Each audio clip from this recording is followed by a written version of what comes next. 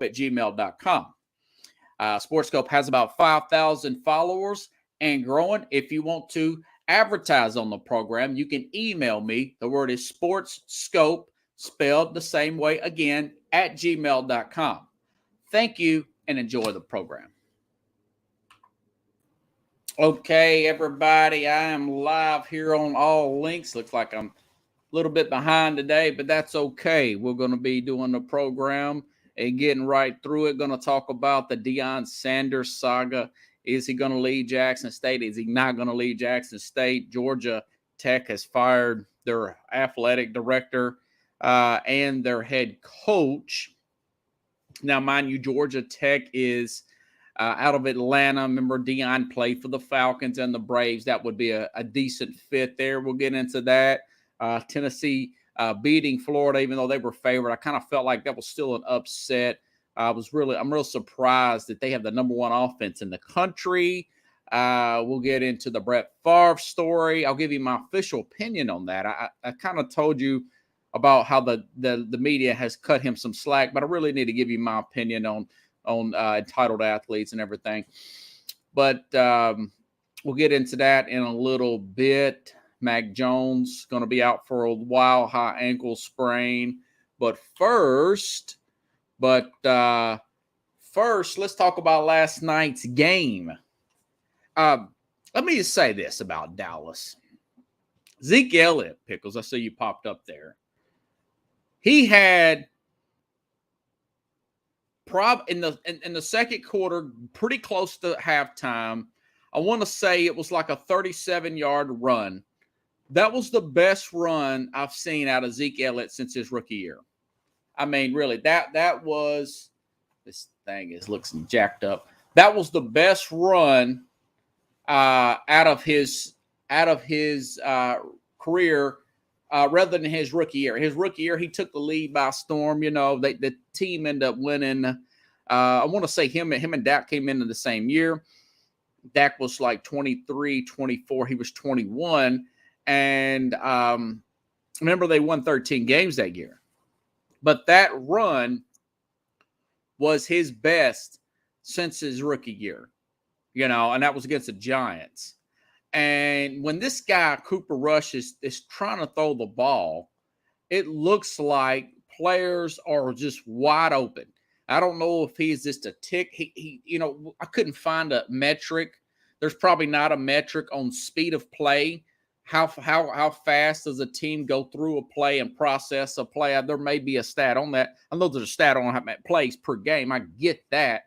But the transgression between a play action, which is a fake handoff, and then a throw to the wide receiver, they run a very quick, efficient offense, and it looks quicker with this guy Cooper Rush than it does with Dak Prescott. It is what it is. You know, this guy's only 1 year. Prescott's 29. This Cooper Rush is 28 years old.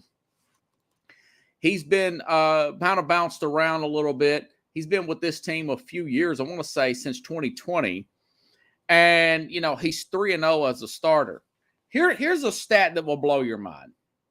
The last 3 games that Cooper Rush has played in, the team has had 6 more rushing attempts versus the last 3 games that Dak Prescott played in. And I even compared it to teams, to be fair, on an average. I even looked at how they played against a team like the Raiders on Thanksgiving last year, because that was a playoff team, okay? Cooper Rush has beat a 2-0 Giants team. He beat a team that was in the Super Bowl last year, and now a team from last year that was a borderline playoff team that is 2-1 this year, and that's the Minnesota Vikings. He's 3-0 there. And all 3 games, it's 25.6 rushes a game, up 6. You think about that for a second. That don't sound like a lot. Yeah, it does. That is roughly 2 possessions. That is 2 full possessions of running the ball. And why? Because they feel like they have to run the ball. That's what this team is. That's what they've been built to do since constructed, since it putting drafting guys like Zach Martin there early in the draft. And I think Zeke Elliott is getting in a rhythm because he's getting the ball more. And of course, Pollard's getting the ball. Pollard had 55 yards receiving the other day. So they get more rushing attempts. They get more passes to the running back. And essentially, they're getting more physical and they're starting to impose their will on teams. Now we're finding out that they're one of the best defenses in the league. All this is because of Cooper Rush.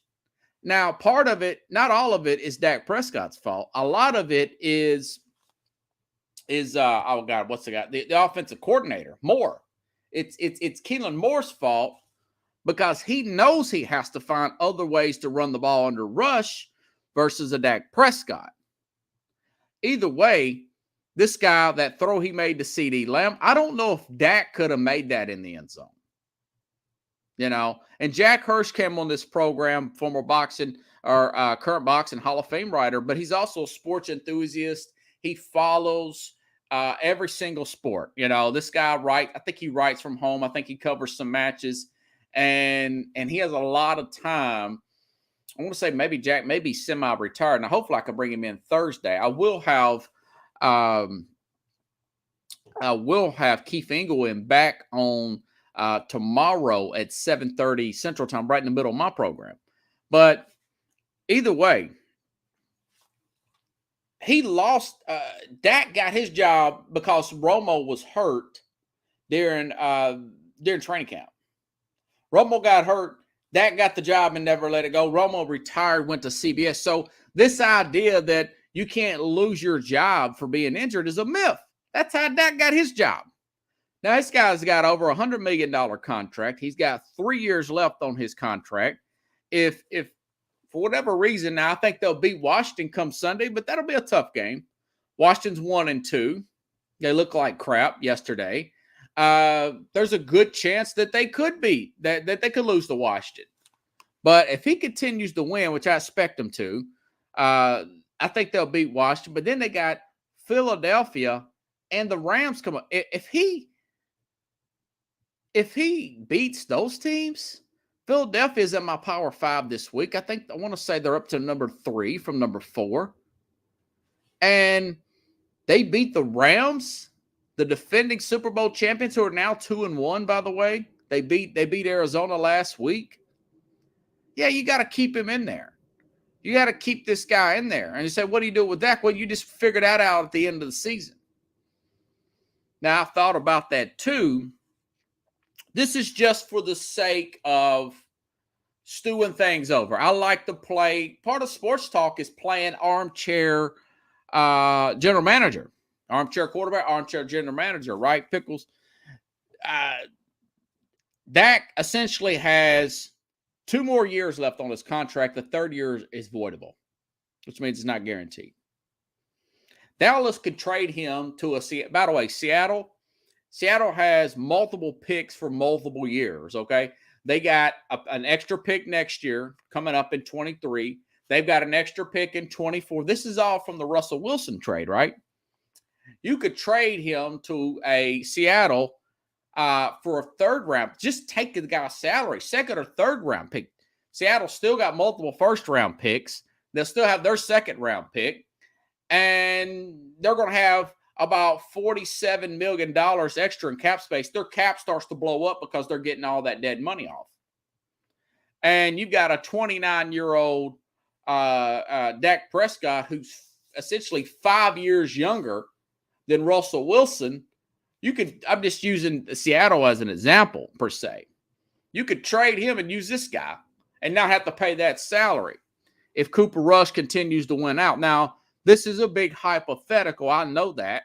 He could get walloped Sunday against Washington, and Dallas probably will end up bringing Dak Prescott back anyways. But Jerry Jones says, I like a good quarterback controversy because you have a valuable asset, and I like what he said there. But the truth is they're running the ball better. And this is a running team. That was their big problem and their losses. They're having 14, 15 rushing. In other words, they're giving up on the run once they get down. They're giving up on other way. And the one thing I had to credit a team like Tennessee.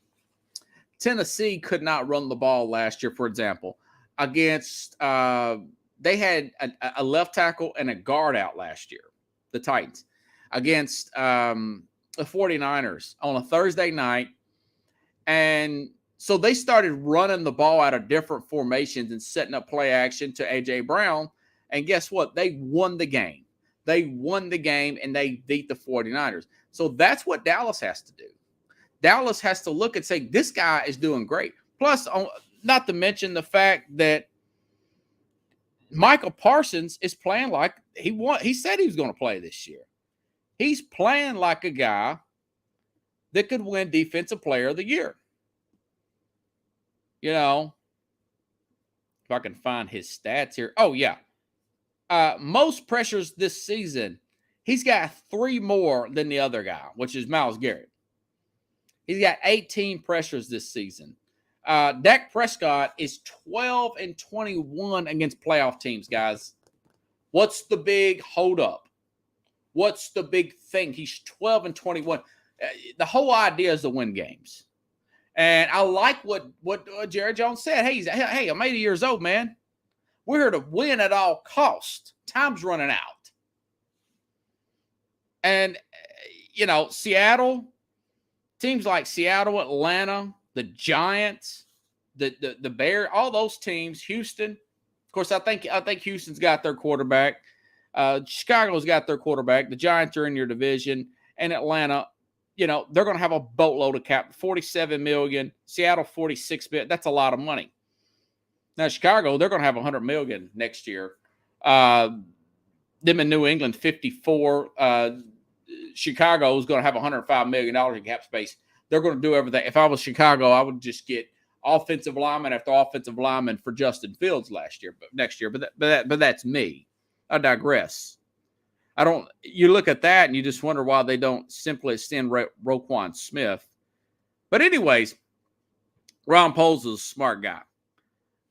My thing is, the bottom line is win the game. Who cares about that? Who's paying who what?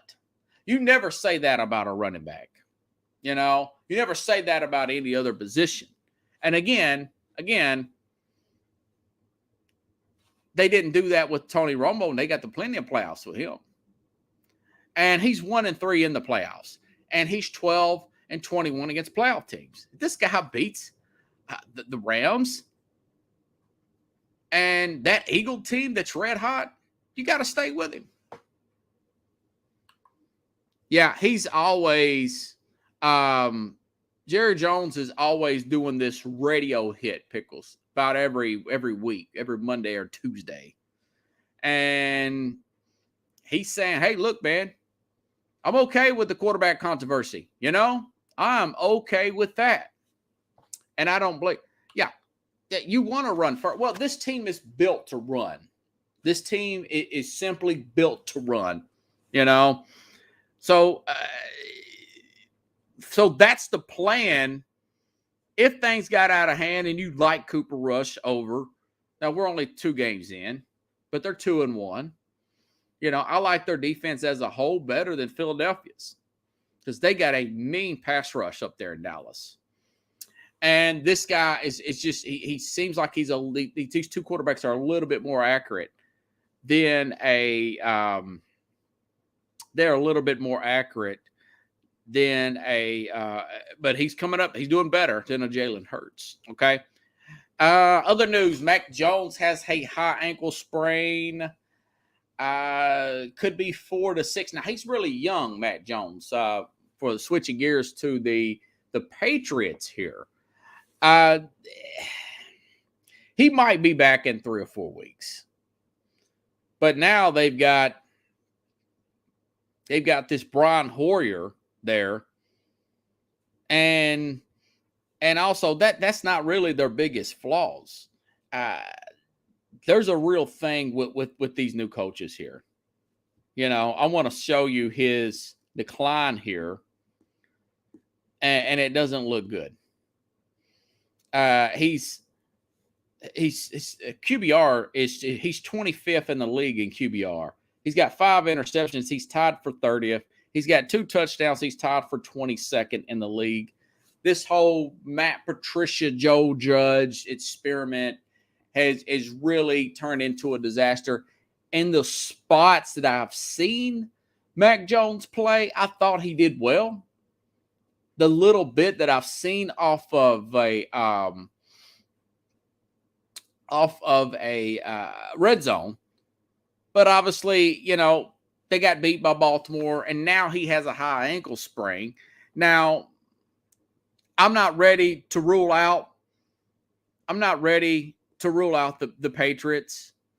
Over the next few games. I think they're going to lose Sunday at Green Bay, but they've got Detroit at home, and then they're playing at Cleveland. That's a 50-50 game. Remember, they beat Cleveland pretty good at home, but that was with the banged up Baker Mayfield. That's a coin toss game at Cleveland. Then they got Chicago at home. That's a winnable game. Then they play at the Jets on the Halloween, practically Sunday, October 30th. So that is your next 2-5 games there. If they can go 500 there, they'll still have a chance at a wild card. But the truth of the matter is they are on the outside looking in. If you just look at the fact that Brian Hoyer is awful. I mean, I do not know why they wanted to keep this guy as a backup. I thought they should have put more into that position than a Brian Hoyer. But at some point, Belichick is going to have to make adjustment with these offensive coordinators. He's such a proud guy. I doubt if he would bring somebody in to help him mid-season. Maybe even bring in Charlie Weiss as a consultant, something of that nature. But he definitely has to do something after this season. Now, again, their cap, like those other teams I just mentioned a minute ago, it goes way up, guys. Let me make sure I got looks like I'm getting a little slow there. Make sure my plug's in there right. But their cap goes way up, so they're going to be able to add some players around him, some better defensive players, pass rushers, corners next year. But my thing is he too proud to make that change? I think he will. I think he definitely will. Pickle says Hoyer is cost effective, not paying anybody. Well, that's true. But he has got to bring in an assistant there to help him out with that offense. And he's just too proud to do that at this time, But, yeah, their offense is totally in the toilet. It's not a lock that they're going to beat a Jet team. Again, they play at Green Bay, Detroit at home, at Cleveland. Only great quarterback they're really playing here is Rodgers, if you think about it. And then after that, after they play the Jets, they play the Colts. And then their bye weeks in week 10. I'm looking for something to happen to Miami where they just totally fall off a cliff. I'm looking for the Miami plays Thursday, and Tua, they think he's going to play, but they're not sure. They think he's going to play, and they play at Cincinnati. I don't think they're going to beat Cincinnati up there with a potential Teddy Bridgewater coming in at quarterback, Tua with the neck. So their offensive line as a whole isn't that great, Miami. So, yeah, there's some chances there. There's some chances there. We look at the Raiders' bad start there. I don't think that the second place team in the South is going to make it. Okay. And that's not a lock. The AFC West won't beat up on each other. Look at Justin Herbert's situation. So the fact that they're mathematically still could be in it for a wild card, yeah, Bill Belichick sees the same thing. Now, of course, Cleveland's playing much better than I thought. Baltimore's playing better than I thought. Somebody's got to win that division. They have the tiebreaker over Pittsburgh. They lost it to Baltimore. It's on the outside looking in, but it's not the end of the world. It's not the end of the world. But he's got to do something about those coordinators. That is evident because there were reports that they were having problems in training camp under Patricia and Judge, is my point. And that's proven to be true right now. Okay.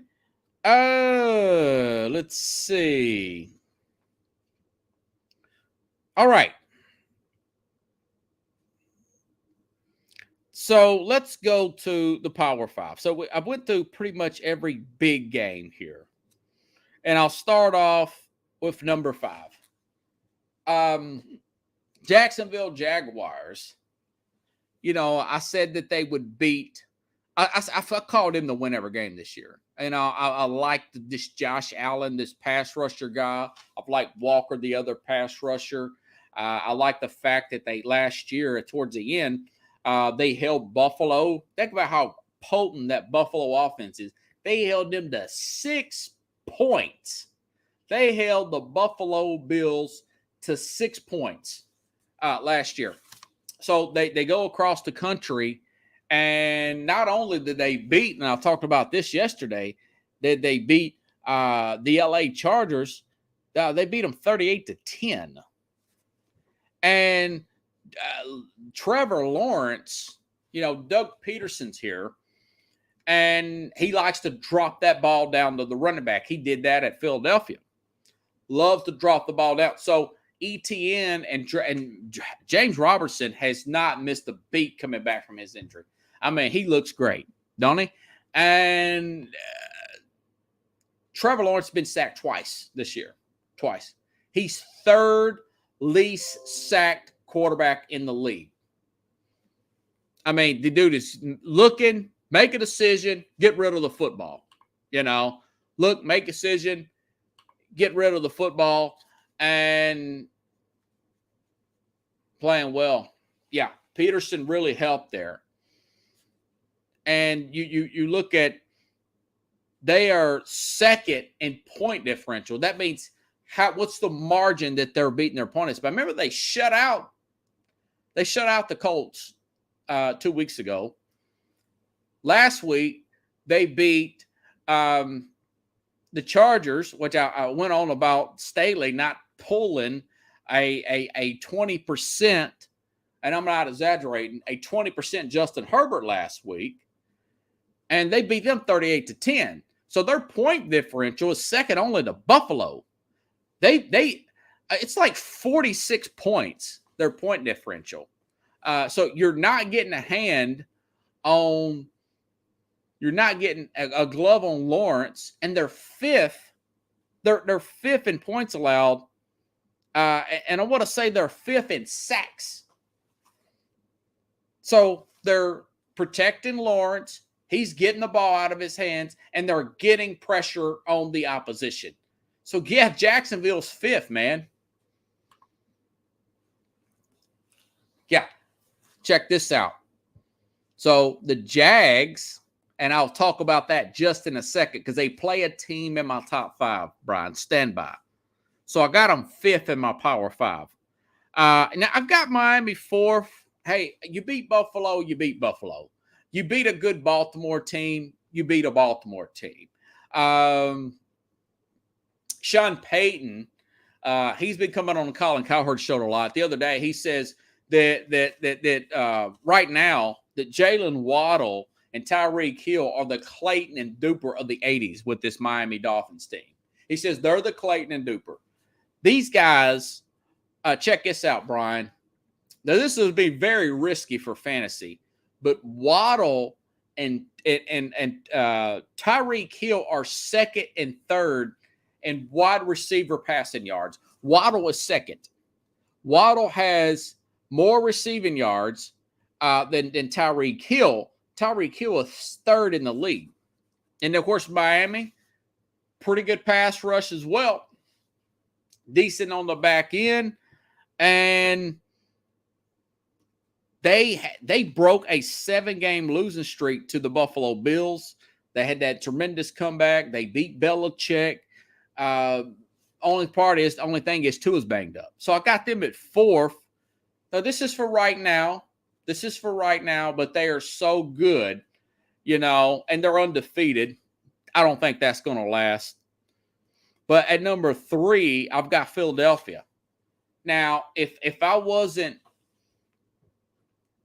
I'm still not just a little bit because it's not. I know what Jim Jeffcoat said yesterday, and I know what I said yesterday about the leadership skills of Jalen Hurts. Man, Hurts, his stats have gone way up. It helps when you've got Pro Football Focus's number 1 ranked offensive line in the league. But I gotta give this guy credit because I'm not a narrative guy. I did read some stat. Jalen Hurts is the only player in NFL history with 300 passing yards per game and 50 rushing yards per game through 3 games. So that's it. That's a well of a stat there. And not to mention, they're 1st in total offense and yards. They're 5th in total defense. They're undefeated. And they're 2nd in sacks. They had 9 sacks on Carson Wentz Sunday. Pickles. They had 9 sacks. So this Jaguars team plays at Philadelphia, Brian, on Sunday. And they are 6.5-point favorites against this Jaguar team. Now, they should be favored. They're playing out of this world. They beat Washington 24-8 at home, and it wasn't even that close. I mean, 9 sacks on Carson Wentz, that's really good. So Jacksonville, I think, will beat Philadelphia. I think Doug Peterson is going to go up there and beat his own team. I think he's going to take the Jacksonville Jaguars from LA, fly them to Jacksonville, fly them to the Philadelphia, and they're going to beat Philadelphia come Sunday. And you say, why? I just like Lawrence a little bit better than Hurts. Not much better. Hurts has got an extra year on him. Now, Hurts is in his year 3, and this is Lawrence's year 2. But I like that running game. They've got Ingram. Remember Ingram? The tight end from the Giants? He knows that Philadelphia defense pretty well. He knows that personnel pretty well. He's having a decent year with the Jacksonville Jaguars, okay? And, again, Christian Kirk catching everything that's thrown to him. He's catching everything that's thrown to him. And, again, they got 9 sacks. Think about this. Trevor Lawrence went against Joey Bosa and Khalil Mack last week. He got 2 sacks. Now, Bosa got a growing injury. I get that. But he went against Khalil Mack last week. And they went against that pass rush of Jacksonville or of the Colts the week before that. And then, of course, they went against Montez Sweat and that group with Washington in week 1. 2 sacks. 2 sacks on Trevor Lawrence.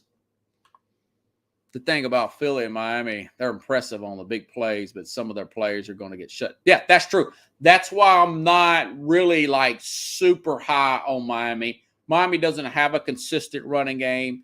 Hurts still struggles to make that second read. He's gotten better at it. And Tua's already hurt, man. Tua's got a neck and a back injury. And he's got to go play at Cincinnati this week, Thursday, in 2 days. So that's now Teddy Bridgewater. This guy is rock solid, man. He's not going to lose it for you, but he's not going to make that big play for you every time either. And they still have problems with their In the middle of their line, their guard play is not really good.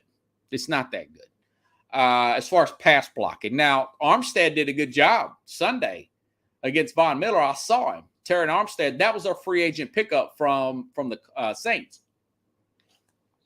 But I think I booked that number. I put $5 on Jacksonville to cover that 6.5 at Philadelphia. The place will be rocking. I think Jacksonville is going to pull that upset off, and then they're really going to be talked about come next week. Now, Philly, yeah, they could win. Obviously, Philly's got a good pass rush. They've got everything they need. Better offensive line, slightly. Better receiving core, yes. Devontae Smith had over 180 yards the other day. And A.J. Brown's playing his part. And, of course, I like Dallas Goedert. The general manager is hitting it out of the park. Jordan Davis is having a good year at defensive tackle. But I just like how well that Lawrence is playing right now. I like Lawrence a little bit better. Yeah, Tampa Bay. And now I didn't put Tampa in there because of their offensive issues, but Tampa is going to be there towards the end. This is just a week-to-week power ranking here. So, number 5, Jacksonville. Number 4, Miami. Number 3, Philadelphia. Number 2, still Kansas City, guys. They're 5th in they're in the top 10 in sacks. And plus, they're 7th in total yards in offense. And that'll only get better. Now, Mahomes he's got 2 new receivers here. He's got Juju Smith, 3. He's got 3 new bodies at receiver. Remember, they lost Brian Pringle last year. They lost Hill last year. And they lost somebody else. I think they lost Robertson last year. So these are 2, 3, and 4 guys. 1, 3, and 4. But they have Juju Smith-Schuster. And they have Marquez Valdez-Scantling. So he's still getting a feel for these guys. A little bit of a fluke loss there. They got overconfident. Eric Bieniemy had some words with with Patrick Mahomes. They'll get on the right page. They have a tendency to lay eggs sometimes on the road. But I like their running game, Clyde Edwards-Helaire. I like the fact that they're doing that. Their defense is much better. I couldn't believe they're in the top 10 in sacks. They'll get it together. So they're still number 2. And, of course, number 1, even with all those injuries, they're going to get a lot of these players back on the offensive line, guys getting suspended and whatnot. And one player was out for one game for the Bills. Bills are still number 1 to me. This Gregory Rossanu, Greg Rossanu, second-year player in Miami. I was reading some stats on him. He's already playing really well at a high level. He's playing behind Von Miller. Okay, not to mention the rest of that defensive line. They're 6-7 deep at the defensive line there. So as long as you can protect and continue to develop your running game, and they have, and Ken Dorsey said something about that today. The offensive coordinator went crazy, and the offensive coordinator booth up there, a little press box thing. I think they're going to get back together. They look like a team, even with all those injuries. They had 10 injuries, 10 players out at one time, starters in the Miami game, and they still almost won. And they look nonchalant back there. And they have lost, I want to say they've lost 7 one-score games since last year. That is not good. That is, again, not to sound like a broken record, but that is because they're not getting that consistent running game from their running backs, and that's what they're working on. I'm watching them every week try more and more to shorten their game, to get Devin Singletary the ball in the flat and run it, and I can still see them continue to work on that. And as the season goes along, they're going to get better and better at that. Plus, we have until November 1st for the trade deadline. If Tennessee falls off, they may go after a Kevin Byard at safety, since both of their safeties out. They may trade for another cornerback or so. They may pick up a Jarnish Jackrabbit Jenkins. former player, used to play corner for Tennessee. He said on Twitter, "I'll come back to the Titans for $3.5 million." He wasn't that bad as a corner with Tennessee. He's still out there. Buffalo's in win now mode. It was one loss. I said nobody in this league is going to go undefeated. I said nobody in this league is going to go winless. I think the Raiders eventually win. Houston, they got a tie. I think they'll win a game, the few games here and there. This is a pretty competitive league this year, guys. So I did not think that they were going to go undefeated. I said that from the beginning. They'll probably win. My guess is they'll probably win about 13 games because of their injuries. I would say 14, but about 13. So Buffalo, number 1, number 2, Kansas City, number 3, Philly. Philly could pass for 2. For Miami, that will probably going to change. And 5, Jacksonville. I think Jacksonville will go up there and beat Philadelphia Sunday. And I tell you what, if Philly beats Jacksonville, Philly will definitely be number 2 if Kansas City lays another egg this week. I'll put it that way. And Pickle says Chicago's really bad. I got the same thing with Mahomes. KC, not trying for field goal winning is important. Yeah. Trade Derrick Henry to Buffalo. Yeah. Philadelphia, if you want Derrick Henry, Philadelphia, give us a first-round pick. He's that kind of good right now. You saw the way he run. Trade a Pro Bowl Kevin Byard to Tennessee. Get possibly a 32nd pick and a 20-something pick from Philadelphia plus your pick. Tennessee can have 3 first-round picks. They can start the rebuild now. But that's just me. I know Tennessee won.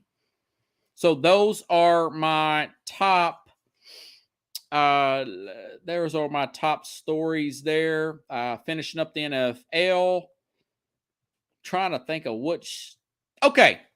I'm going to get into this Brett Favre story. I did a little bit of it the other day. I talked about the fact that the media has a sense of empathy for Favre. Going back to his wife with the cancer, reports about him possibly having like CTE-like symptoms. He couldn't find his way home.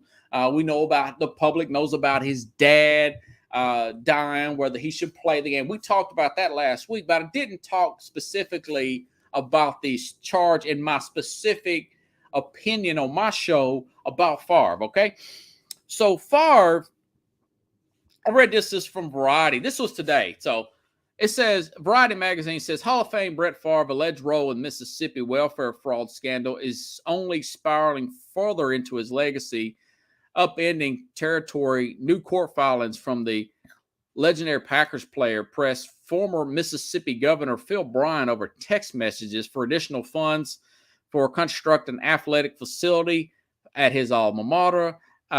Even after Favre was informed that using welfare funds for such project could result in a violation of federal law, according to the AP. His lawyer there says he simply he did not know those were welfare funds. Okay, and that states that in this article. It says the millions that Favre secured for the University of Southern Miss volleyball facility, that was the story last week, right, is being investigated as a part of a probe into the Mississippi Department of Human Services and its misuse of millions in federal funding meant for needy families. Mississippi Today reported Favre has not been criminally charged, but the defendant is in a sprawling whatever. I'll tell you this. And like I said, his lawyer, this Bud Holmes, said that Favre never knew the money came from welfare funds. And Favre has been honorable from day one. And he has done so much for charity work that it was here, Holmes said, Insider. So we'll see. He has not been charged criminally, but is a defendant in a civil suit filed by Mississippi earlier this year to recoup more than $20 million that was squandered, according to Insider. Okay. Jason Whitlock made a good point about this.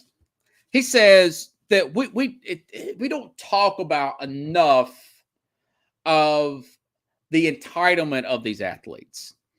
And there used to be, I used to watch these pregame shows all the time, just like you do. And I thought, man, that is motivational. Man, this guy came from the hood. Because I came from the hood. I was born in those projects, that neighborhood and those projects out, and lived in those projects outside the Titan Stadium.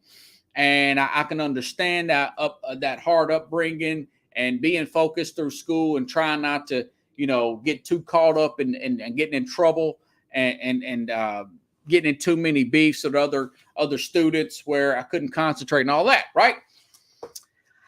Then you start to get a feel. Once you get older and get around these athletes in the high school area. I went to high school with Danny Warfel. My parents were separated, so I moved back and forth. My dad and mom, and I've lived in different states and everything. Danny Warfel went to, he was a Heisman Trophy winner. I went to his high school for 1 year, and they treated this guy like a god.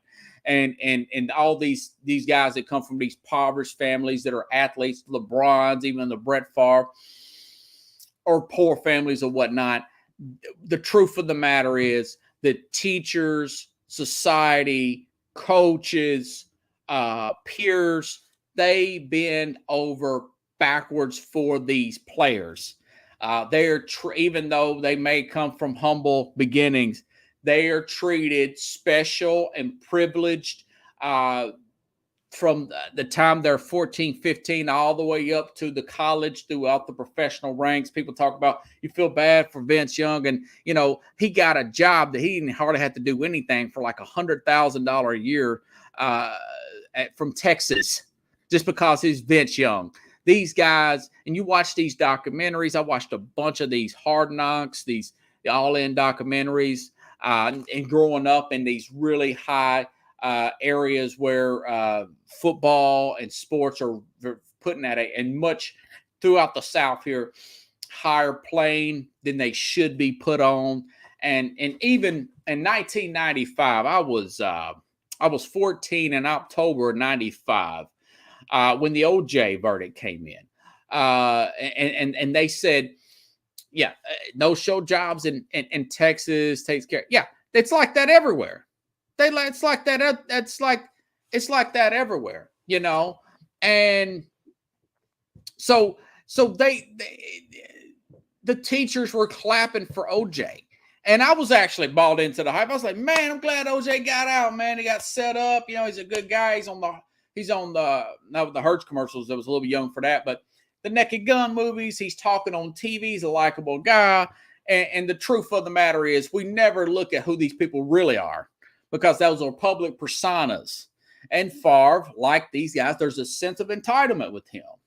And I hope that, whatever, I hope that he pays back and then some. I hope he's treated like a normal person who did not play football for Southern Miss.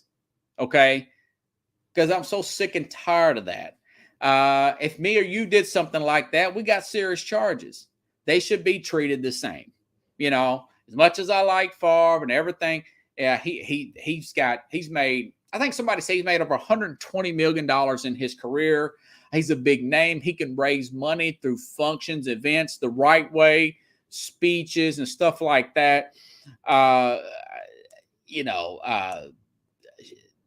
Card events, football events. He's such a big name. He could raise money if he didn't want to just write out the check for these facilities. Favre, Yeah, there's still, and Brian's like, people still think OJ's in it because he's great. He's OJ. Yeah, that's the way we still look at. That's the way you hear people still talk about Favre, man. And he's like a kid out there playing. He put Greg Jennings on his shoulder and ran across the field and all that. But, like Whitlock said, there's a level of entitlement because we do that. Look what we did with LeBron. I mean, LeBron was the most hyped player ever out of high school, and people bent over backwards to defend anything he does. And I did forever because he was doing a good job, but he's not perfect. He could have got a cop killed. He could have got that guy killed for putting out his identity like that. I'm just using him for example. He's not a guy involved in something like this, and he's done a lot of good. And this guy says, his lawyer says that Favre has done some good too. But that doesn't, you can't put all that in there. If you do something like that and you know what he did, and even said it in the text message, allegedly, if that's real, are we going to get caught for this? I mean, how greedy do you have to be? And for us, I've never made $100,000 a year. I couldn't imagine making 20 million. I think us regular folks, we read this, and especially me. I'm talking for me. I read so much about contracts, and people come on my program and say Aaron Judge is getting robbed. He turned down $30 million a year, even after New York taxes and agent fees. That's still more than most people make in their whole life. That's, so you have to look at that in that perspective. And that's that idol worship that people have. It is natural to do that. Kurt Cobain said in a song, well, nature's a whore. That was a great line in Bloom, Nirvana, Kurt Cobain. Not a huge Kurt, but that I like that line out of that song. So you have to look at it. And, I hope whatever it is, that the guy pays his price in full, whether it's criminally or civilly. And examples are made out of guys like this. I can separate the fact that he's a good football player, that the fact that he is he's done a criminal activity just like anybody else. So I really hope that that plays out. So yeah, something like that is low down. Somebody that grew up poor like that, give it to the folks that need it. Okay. All right. Moving right along, staying in the South. How about that? Going to college football, going a little bit north. Deion Sanders doing a great job at Jackson State, having a winning record. He has brought in 5-star players from Florida State. Jim Jeffcoat last week said that he had a 5-star cornerback, or one of the top cornerbacks in the country, go to Jackson State, to HBCU, staying in the same state, Mississippi. And now on Monday, Georgia Tech has fired their athletic director and their head coach. So before they even hire an athletic director, Brian, before they even hire an athletic director, now there's already talk that Georgia Tech, which is in Atlanta, they want 2 different sources through 24/7 Sports and The Athletic, both for saying that Deion is a top guy. Deion's a top guy. And, guys, I did my show the other day from a very choppy. I apologize. I could wring Austin's neck, but I went to church with this guy. See, I'm cutting him some slack because I went to church with most people. I would wring their neck. Kind of BS me a little bit on that tailgate, which I'll talk about that here in a little bit. But anyways, during that conversation, we talked about Deion Sanders. Would he take a Florida job or something like that, or Florida State?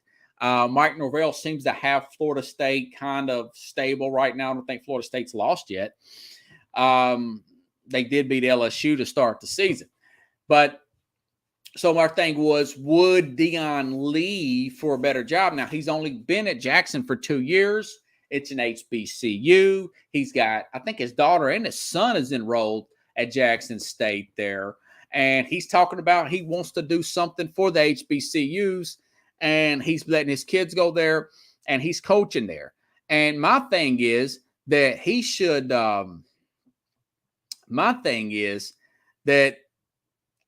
maybe it would be really noble. Now, remember, this is another guy who's probably made over $100 million because his brand was so big. Remember, he had the Deion shoes. He had the commercials.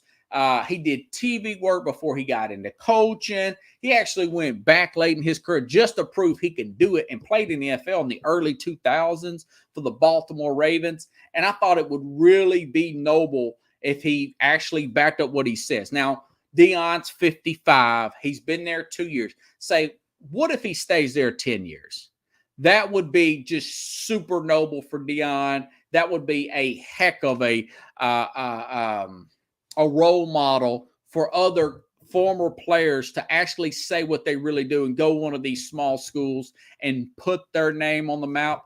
I love those little Jackson State emblems. By the way, look at what he's already done. Eddie George, now former Tennessee Titan, he's coaching right up here at HBC. Here at TSU, and I want to say that Jeff Fisher's like an advisor role. Former Tennessee Titans coach is got a advisor role with Eddie George there up at TSU. So, Deion's doing really well. He's recruiting well. He brought in this Brittany Griner, this Instagram star, and talked to them about the pitfalls and stuff of being a social media star and all that. But it looks like he's sincere. He told Steve Harvey, or he didn't say that. Somebody was talking about this on Steve Harvey's show, that he didn't like those kids, those students, those players going to class in flip-flops and baggy shorts. He said, no, have some tennis shoes on and get honestly, I like to see him with the Cowboys, right?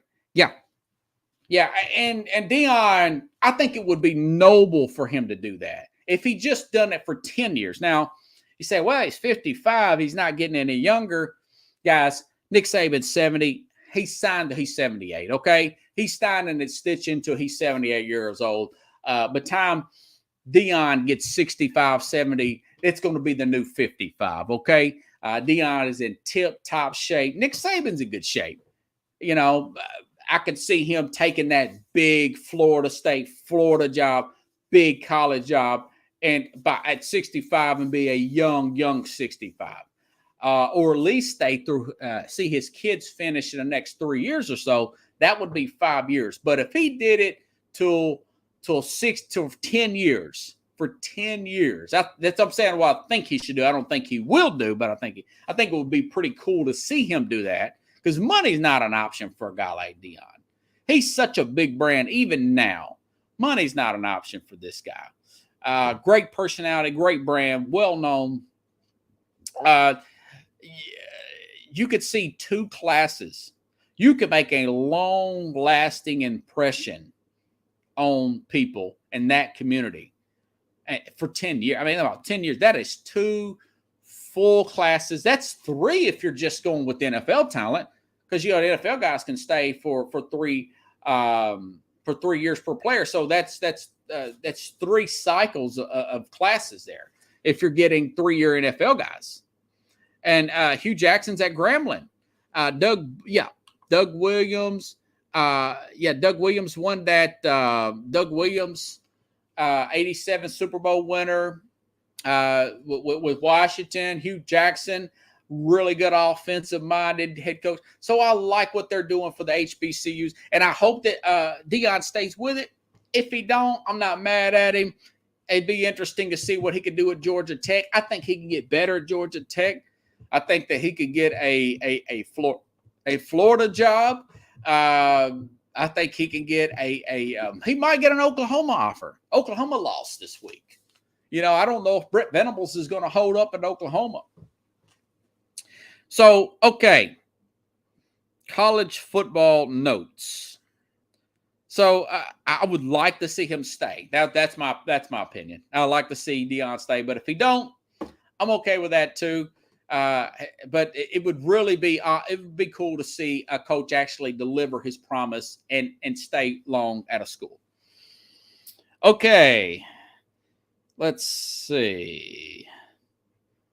So, covered the Tennessee game, tailgate there. Tennessee finally beats Florida, snapping a 5-game losing streak. Tennessee, by the way, has got the number 1 offense in the country. Josh Heupel, another guy from a small school, from UCF, who I just got on this program and ripped to high heavens last year, because this guy was had 4 losses at UCF his last year there. When Scott Frost left, his team started going farther and farther downhill, and that may be the case here at Tennessee. But I got to give credit where it's due. Josh Heupel brought in Hendon Hooker, who is now a Heisman candidate, a legit Heisman candidate. Tennessee has the number 1 offense in the entire country. I never in a million years thought I would say that, okay? They beat Florida, snapping a 5-game losing streak. They've lost 16 of 17. So that's a big psychological advantage for Tennessee guys. Okay. But, they've got a top 10 class coming in next year, including the quarterback is third in the country. He's fourth overall prospect. This is a big time guy. He's supposed to have a multi-million-dollar NIL deal. He's replacing Hendon Hooker, and Tennessee's got a week off. Normally, when they play Florida, they're flat the next week. When you play a big game, that's probably why Miami lost. Mario Cristobal got this kids up. They went over there. They played their guts out against A&M. They come up short. They go home, and credit to a guy like Carlos Chavez, Mad New Yorker. He called that on my tailgate show, what I had of it, that MTSU would beat. MTSU would beat Miami, and they went down there and won by 2 touchdowns. But Tennessee, going back to Tennessee, so they got this week off to get the Florida game out of their system, to totally digest that through their system, okay? And then they got to play at LSU, which LSU plays Auburn this week, okay? They'll probably beat Auburn, but Auburn will be up for them. That is a Western Conference SEC West divisional game. And then Tennessee got to play at LSU, and the time on the schedule says it's 11 a.m. It's not a 7 p.m. start time. So that is big advantage Tennessee. And then Alabama has to play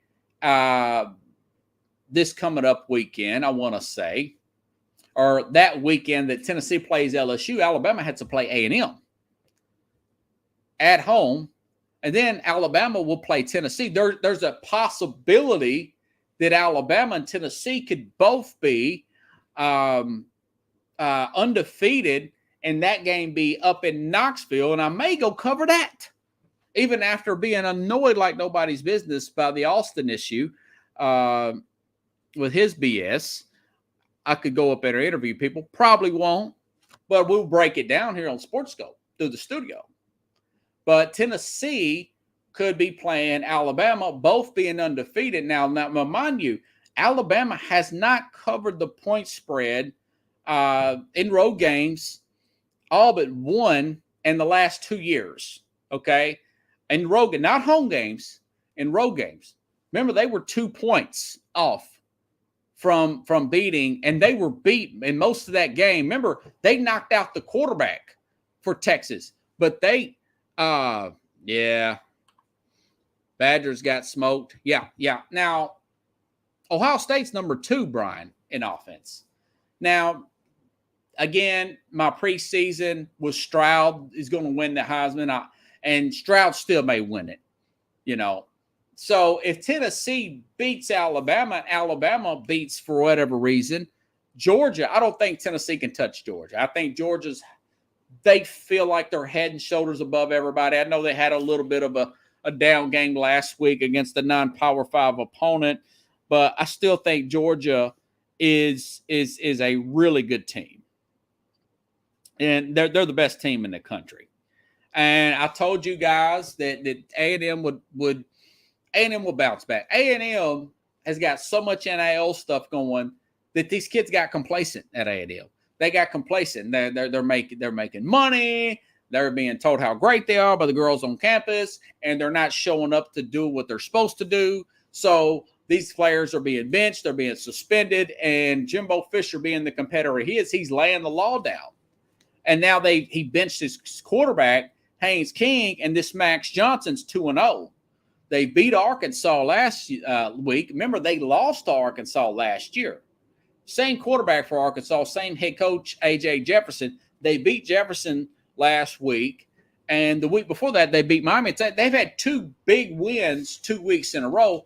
Now they're getting back in the ranking system, okay? So A&M's going to be fine. And again, they beat Alabama last year. That slip up against Appalachian State, that was those players, feeling themselves, and they're not dedicated to their craft enough. And he sensed that, and he nipped it in the bud. And it's continuing going to be a problem But this guy is a super competitor. I can't wait to see that game between A&M and Alabama.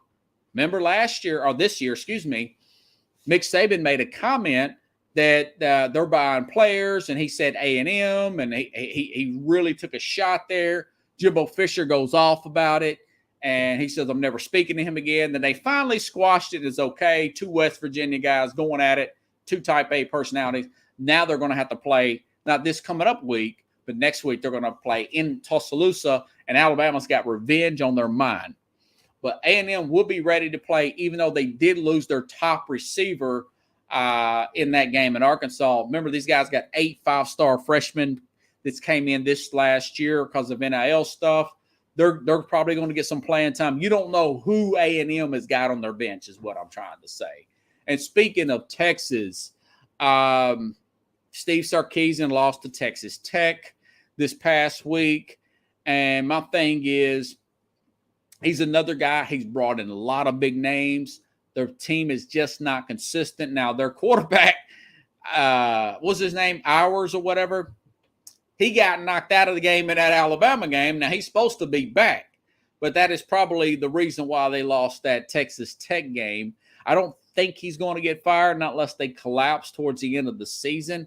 I don't think they will collapse, but they could. Now, remember, they've got Arch Manning coming in. They've got Arch Manning, the nephew of Eli and Peyton, coming in this year, and they're number 5 class. And I want to say they got another number 5 or better class coming in next year with the number 1 overall player. But mind you, be careful of just he can recruit. I think Sark can coach, but can he coach consistently with this kind of pressure? Remember, he had his problems with substance abuse, and he ended up getting fired from USC. And I think he had some issues with that, and he supposedly got past all that. And he worked under Nick Saban. Nick Saban got him squared away. So Steve Sarkisian, that remains to be seen. I wouldn't want to fire him this week, per se. I wouldn't want to fire him this year, judging by what they got coming in, but judging by how they played against Alabama. I think with this NIL money, you really have to get really in these players' rear end, day in and day out, to keep them on their P's and Q's, guys, you know? And I think he will. I know Jimbo will. Well, Jimbo has, for that matter, you know? But, hey, that's another hour. I didn't have 2 guests on 2 days in a row, and I went through a full hour, no, commercial-free, nonstop sports talk. Now, tomorrow at around 7:30 Central Time, I'll have Keith Engel on the first 30 minutes. I don't know what I'll talk about. It depends on what comes about. But we'll do that. Thursday, hope to have Jack Hirsch back. Next Wednesday, guys, I've put out an email. I haven't got a confirmation, but I put out an email to bring in former special teams coach for the Jets, for Mike Westhoff, his assistant, Denise. I'm reading his book called Figure It Out. This guy was a big-time special teams coach. He was on Hard Knocks. Mike Westhoff was on Hard Knocks back when they had the Jets on. And he's talking about, trying to help the guys through life and helping them make the team. He's got a really great book, funny book, very principled guy, kind of like myself. I'll be honest with you, he's a don't take an ounce of crap off anybody kind of guy. A little bit intimidating, but he seems like a good guy. So, so Mike Westhoff, he told me on Facebook, he said, get a hold of my assistant. And then he got back to me. He said, did you get a hold of my assistant? I said, well, sorry, I haven't finished the book. So that was on Friday of last week. Friday of last week. So this week, which is Tuesday, right? So I sent his assistant, this Denise, an email to bring Mike on the program. So I've got 150 pages in. I'm going to miss some college football Saturday because I'm going to hurry up and finish Mike's book. It's really good. He has a run-in with Jimmy Johnson when Johnson was in coaching in the college game there. And this guy's got a lot of really good stories. I mean, he is an interesting character. And Jack Hirsch supposedly will be in on Thursday. But so, like I said, next week and by the way, also I got word back from Kavarius Tears. He will come back on the program at some point. He is a baseball player at Tennessee. They were the number one. They're on the fire too. They're the number one team in the country in baseball. He's supposedly going to make the team, or going to be on the team. He's on the team now, but be starting this year. And I want to ask him about what he thinks about this football team, and plus, what does he think about how's his career going up to this point. Now, he got back to me last weekend. He's going to come on the program. He's going to come back on. Kavarius Tears could be a major star in the major leagues someday. Okay? Woo! And Pickle says, pull on Amos Reed the end first. Hey, yeah, it's really good. And I'm going to finish Mike's book, and I'll probably, give it to my dad or somebody. It's really funny. Very principled guy. So if you guys like the show, please share the show. And I will be back on tomorrow at around 7 p.m. Central Time. Here on Sports Scope. And again, make sure to tune in. We'll have Keith Engel on. I'll ask him some of those tough I'll ask him about Brett Favre and Dion and all that stuff. Guy's really good at college football. Keith's a smart guy. So have a good night, everybody. I'll see you same place, same time tomorrow here on Sports